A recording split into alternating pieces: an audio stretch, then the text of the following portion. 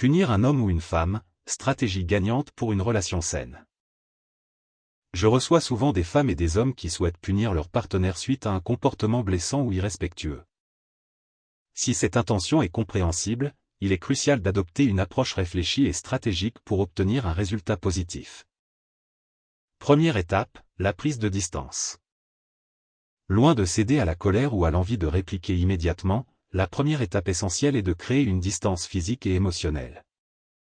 Cela signifie éviter tout contact direct avec l'homme ou la femme en question, que ce soit par téléphone, SMS ou réseaux sociaux. Pourquoi cette distance est-elle importante ? Elle permet de calmer les émotions et de réfléchir de manière objective à la situation. Elle évite d'alimenter le conflit en réagissant à chaud. Elle montre à l'homme ou la femme que son comportement est inacceptable et qu'il aura des conséquences. Deuxième étape, dénigrer la relation, pas la personne.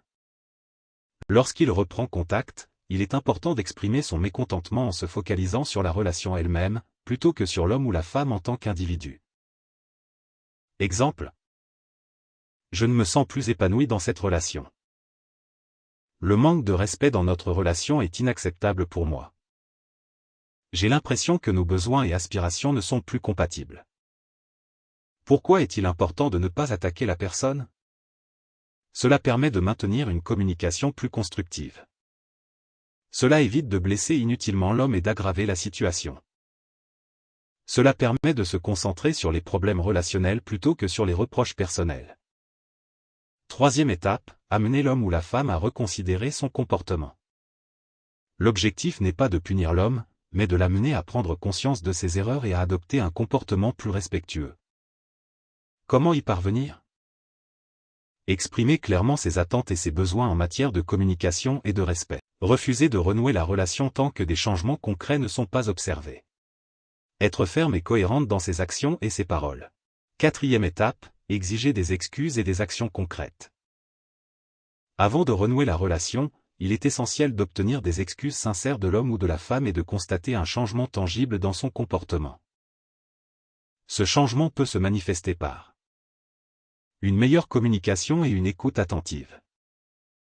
Des efforts pour comprendre les besoins et les sentiments de sa partenaire.